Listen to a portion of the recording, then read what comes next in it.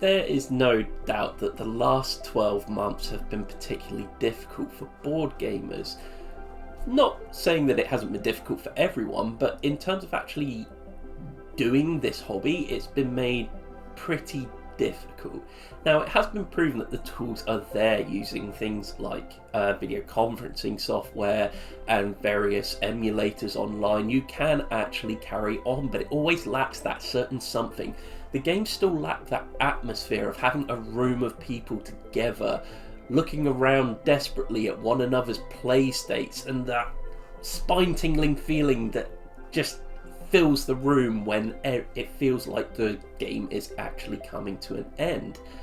There's not really any real replacement for that. However, there is more to board gaming than just that. There's also the satisfying feel and tactility of picking up pieces, placing them on a board, and seeing how they affect this puzzle. However, there are solo games out there that can fill this void. A lot of them are usually based on AI systems, which, if you know anything about me, I really am not a fan of them. There's something about the fact that they feel a bit too artificial, and usually they have systems where they can break the game, sometimes leaving you with the feeling that you've lost the game because something happened that you had no way of foreseeing, and it just all falls apart from there. What is a lot rarer is specifically made solo experiences. That's where Under Falling Skies come in, published by Czech Games and designed by Thomas Uhlir. Under Falling Skies tries to fit that category, and it kind of gives you that stopgap of being able to feel your way around the board during these times when we can't really do that with people at the moment, unless you're particularly lucky and live with other people. But that's beyond the point, because we're here today to have a look to see whether Under Falling Skies is actually any good. So let's find out. So, Under Falling Skies is actually the development of a print and play game. It's going to see you defend the Earth against these alien nasties in this kind of Space Invaders meets XCOM kind of a game. The Mothership is going to be spawning almost an endless amount of mini UFOs which are going to come down and attack the various cities. You're going to be using your base down the bottom to try and eliminate these UFOs attacking your city and advance your research over the course of the game. So, how are we actually going to do this then? Well, we have 5 dice. We're going to roll them, and we're going to have a number of pips available to us. We get to place them on one of the rooms in our base down the bottom. You're only allowed to put 1 dice though per column. Each column also corresponds to a column where the UFOs are currently falling down the track and spiraling towards your city. And the caveat of placing large numbers on the rooms is that these UFOs are then going to descend quicker. You see, you want a large number of pips on a room because it makes the room more effective. But by the same token, let's say you put a 5 pip dice on a room, getting a load of attack value, you're also going to descend the UFOs in that column 5 spaces. So they're going to fall quicker. Should too many of them fall to the point that they hit your city, you take damage. And should you run out of damage for that city, you lose the game. So what kind of rooms do we actually have to play with? Well, you have your yellow rooms, which are probably key to using the rest of your rooms. You see, they are going to generate a certain amount of power for you. Your power is going to be tracked on the left-hand side of your board using these yellow markers, and they're going to give you kind of a currency that you're then going to be able to spend on the rest of your rooms. You see, you'll notice a lot of these rooms all have a yellow marker underneath them. Those yellow markers denote just how much energy is going to be needed in order to actually power that room. Should you not have the power to be able to do it, then you're not going to be able to do the action, and you just wasted a dice, which could be crucial in a game of Under Falling Skies, because you see, that has just caused your UFO to descend without any action being taken. So where can you look to use this power? Well, first of all, you have attack power. You place a dice on there, that adds a value to your attack, and any UFOs that are on one of these explosion spaces here blow up should the number value meet that space. You also have the research rooms. This is how you win the game. They're going to advance yourself up the green research track down the left-hand side here. Get that to the very top space and you win the game. So it's important to get up there as quickly as possible. So on previous turns, you may have used some really high-value dice and you're finding these UFOs are descending a bit too quickly. You may decide that if there's nothing useful in the column that's currently free, that's really going to help advance you in the game, you could just decide to use one of these grey anti-air rooms at the top of the board. Use one of those and you'll reduce the amount of spaces that the UFO descends by 1. This just might give you enough breathing space to be able to collect yourselves and basically prepare yourself for the next turn. But there is one more kind of room you have in the base game, and that is your robot rooms. They are really interesting because what they actually allow you to do is put one of these blue dice on the board on an empty room currently on your base. What's then going to happen is that's going to trigger every single turn, basically for a free action. So it works really well if you say want to charge your energy up every single turn. You don't have to worry about putting a dice there anymore because you've got one of these handy little robot dice there. The only thing is their value starts to go down over the course of the game. So after 1 use, a 6 would turn to a 5, 5 to a 4, until it gets to 1, at which point then the dice is taken off the board. The other really cool thing about this is it doesn't count as one of the dice in your column. So you can have multiple dice in the same column should you actually have a robot on the board. So they are super, super useful. So I've mentioned what all the base rooms do in the game, but there's still one more thing you can do with your dice placements. You can actually take a dice and put them deeper into the base than you'd usually be allowed to go. You see, you've got this little excavator dude on the board. He represents how far down you've dug your base. Any rooms that are past that excavator you cannot use. So what you can do is you can actually put one dice on one column that is beyond your excavator. That's then going to represent your excavator digging down to that space. Bear in mind that your excavator dice does need to meet the number of spaces that it's moving. So should you put it 5 spaces ahead of the excavator with only a dice roll of 4, nothing will happen. You can exceed it though. So on that same space that I mentioned before, you could actually put a 6 down on there and it would still move just the 5 spaces. It would not move 6, however. So speaking through experience, I can actually say that using your excavator and digging through the base and giving you more and more options is a vital part of the game. If you don't do that, you're going to have less options and less flexibility to actually deal with the threat. However, what do the numbers on the dice actually represent? Well, it's really important because that represents just how effective your room is going to be. Higher numbers mean you usually get a better return out of rooms. So in other words, 5 on the research track will allow you to move up to the value of 5 up your research track. It is worth noting here that the numbers on the research track actually are the combined number of pips that are needed in order to move up there. So for example, if you have a 3 space on the research track, a 2, then a 1, a 6 would move you up all 3 notches on that track. It's not the number of spaces you move up by the number of pips. So it is important to note that. However, you may notice that underneath some of these rooms, you actually have modifiers on here. -1s, +1s, -2s, all that kind of thing. They're actually going to affect the number of pips on the dice. So for example, on a +1 room, a 5 becomes a 6.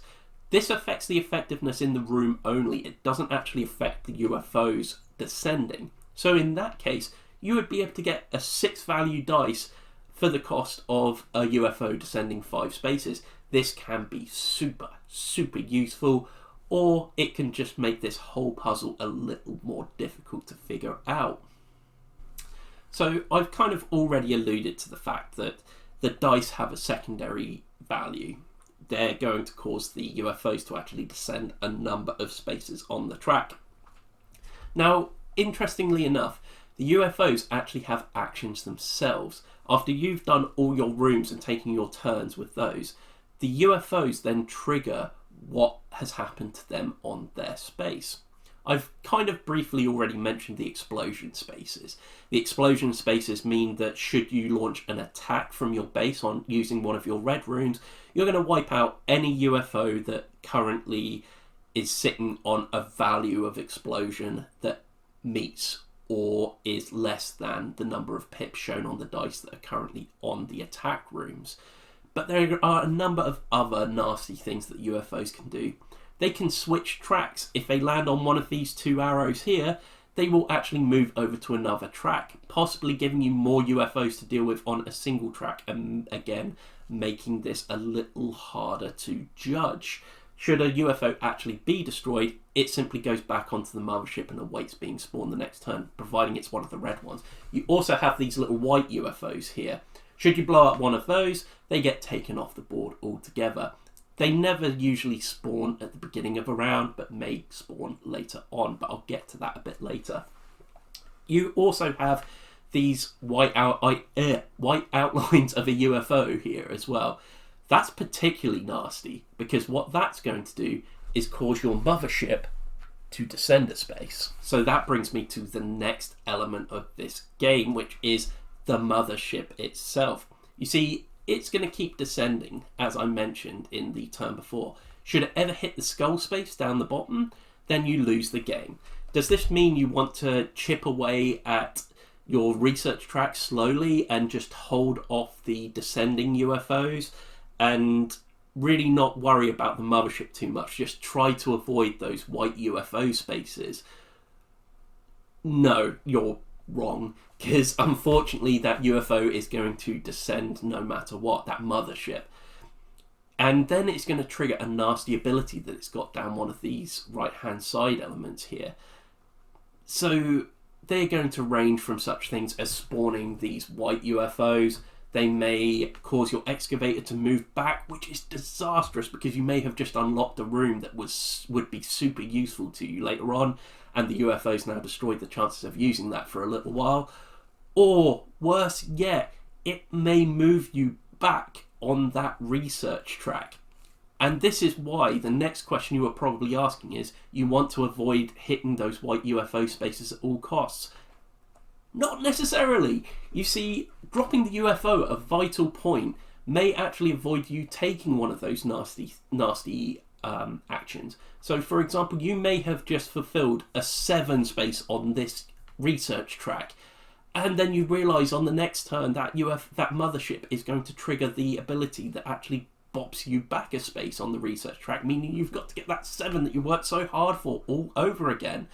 So, in fact, it may actually be worth figuring out how you can get a UFO to land on one of these white UFO spaces and drop it so it avoids it. You see, that mothership action only triggers after the UFO's action phase. So if you drop it during a turn, it's going to move down a space and then completely avoid that action that it was previously on. So you can kind of see where you've got this real puzzle aspect to the game that's absolutely amazing.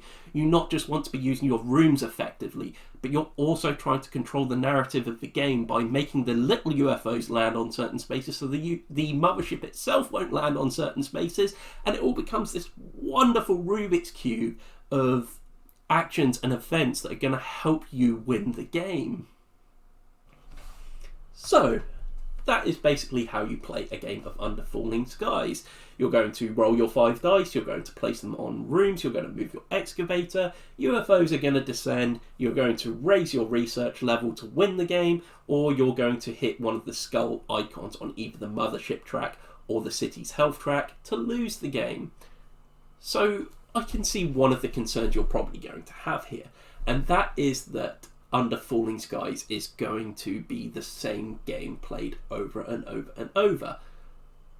But you're wrong again! God, you've been wrong so much today. God, you hypothetical people, you actually have a bit of variance to this game. See this city space that's on the very bottom of the track? There are a few of these. You've got a number of different cities, and each one has a different ability that actually affects the way you play the game. They also have an opposite side to them as well that represents a damage side, which also has an ability on them as well. So you may actually have a few things that actually vary up the game here.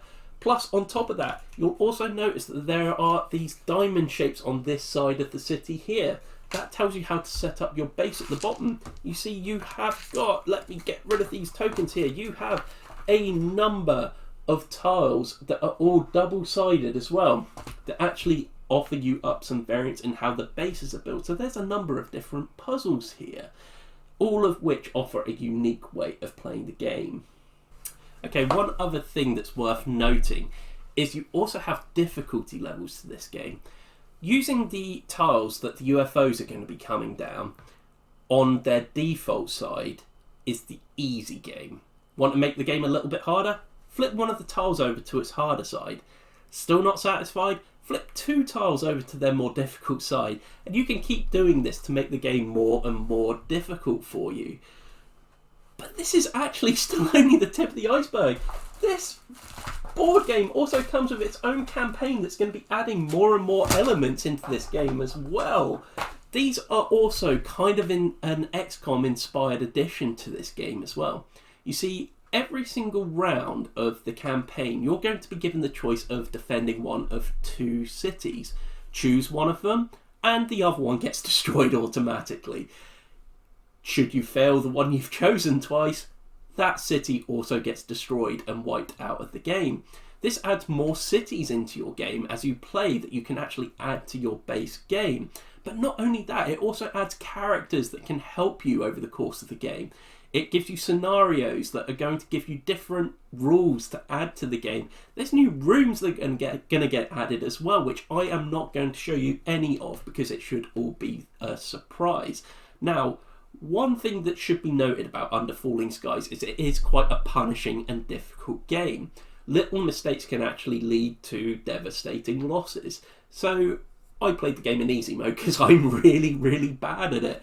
And even on easy mode and going through every single mission, and I think I only failed once over the course of the campaign that I've played so far. And yet, this bag here, this massive bag filled with all these parts here, they represent all of the items that I lost, all the cities I've lost, all the characters that can help me that are lost, all of that is in here. This right here, despite having only lost one game, this is my successes. That's what this represents here. So like I say, this is a really punishing game, but the campaign just adds so much more to it. You get these really, really neat comic book kind of intros to each one, which I'm not going to show you because that should be a surprise for you. And they are very conveniently all wrapped up. I've deliberately not played the very final chapter in this to show you. That is all wrapped up and sealed. And each one of the 4 campaigns scenarios that you've actually got over the course of this game are all wrapped up, and you are told not to open them until you're actually playing the campaign. Like I said, all these elements then can be reused in later games. The campaign is fully replayable as well. So what you're actually getting in this little single player box is actually incredible. I actually find myself keep coming back and playing more and more and more because I want to try out all the different variations of stuff on here. I've had to hold myself back from playing the last part of the campaign specifically so I can show you part of this video, and I completely plan on going back and playing out that very last scenario. So that kind of tells you a little bit about how I feel about this game. But I'm going to go over that a bit more in detail right now. Okay, so it kind of goes without saying here that this comes with a glowing recommendation, especially during lockdown. I mean, am I going to come back to this game again once this whole lockdown situation is over and we're all back to normal? I'm not so sure. Like I say, a big part of my love of board gaming is being able to play board games with other people. And this is one which doesn't necessarily offer that. I mean, we're all busy people and time is limited, but during lockdown, this might just be the ideal game to get. It's It's worth noting as well the difference between a legacy game and a campaign-based game. You see, a lot of this is probably going to sound very legacy game-ish. The idea that you're opening packages that you're not allowed to at the beginning of the game, opening them up and adding them to your game, which is a superb element to this game. It feels like playing more and more of this game unlocks more and more and rewards the player, which is amazing. But it is a campaign game. Legacy games tend to change elements of the game for eternity. Should you play again, you've got your own unique parts that you're adding to the game. This doesn't actually have that. That's why this is a campaign-based game. Campaign-based games will still add and change your game, but you're getting the same parts as everyone else, basically. That still doesn't hamper that aspect of this at all, though.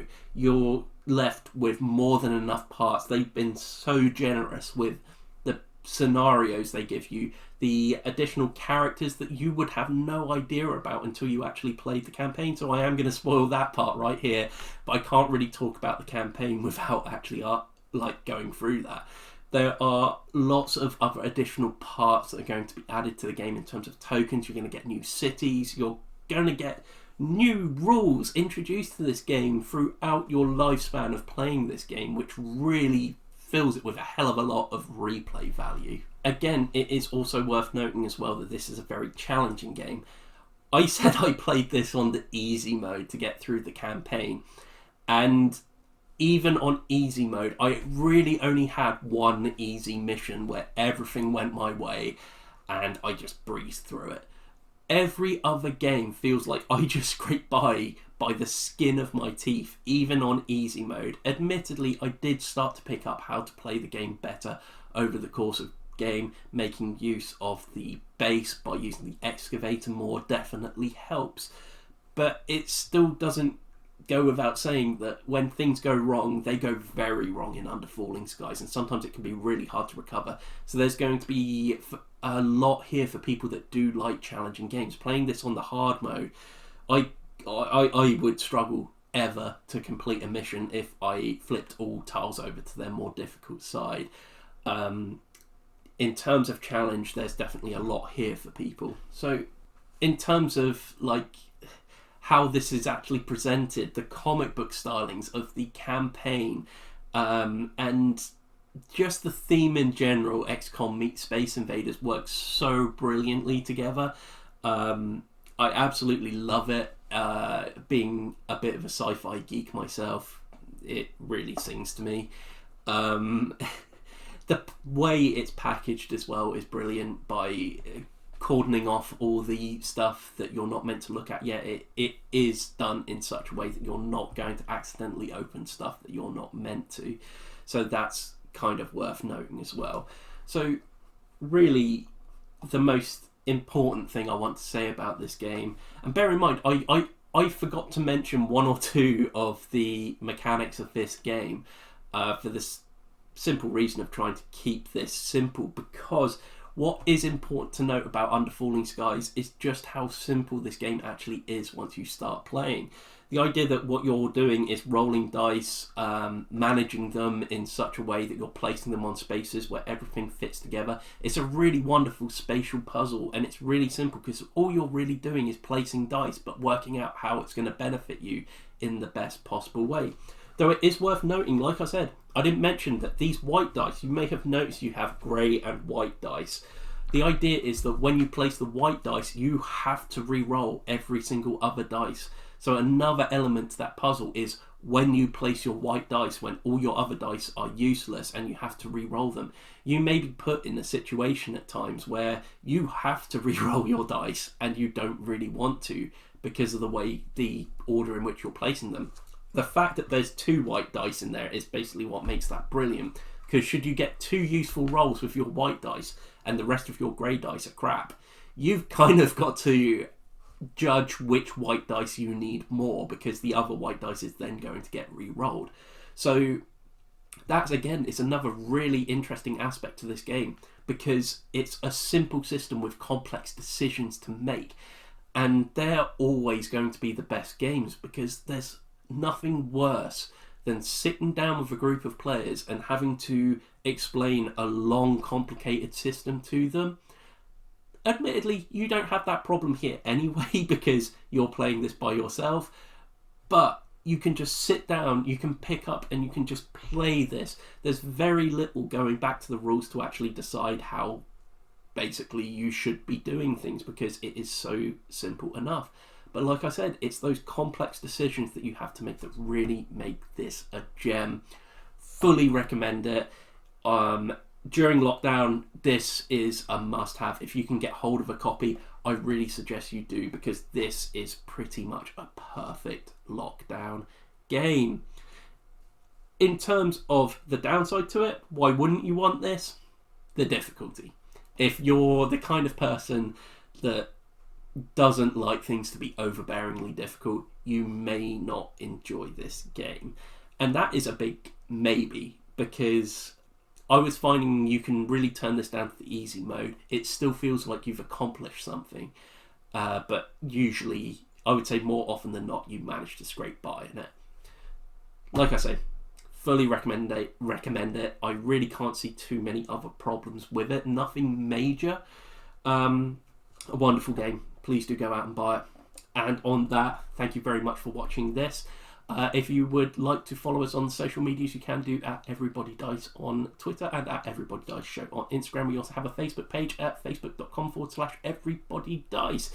If you really enjoyed this and want to help support the show a bit, we have a Patreon you can find at patreon.com/everybodydice, where for as little as $1 a month, you can become a patron and gain access to basically how we put out our content. You see, this was actually voted on by our patrons to be reviewed. So every single month we put up a poll. They vote on a game they would like us to review. And hey, we review it. On top of that, you also get access to the newsletter, but you also get to help pick like our podcast topic every single week that we do it. Apart from that, if you could give it a like, a share and subscribe, that would be hugely helpful. We really need all the support we can get at the moment. And please do click one of the videos that perhaps has appeared somewhere on screen around here right now. And that would help support us greatly. Thank you very much, guys. See you on the next one. Bye.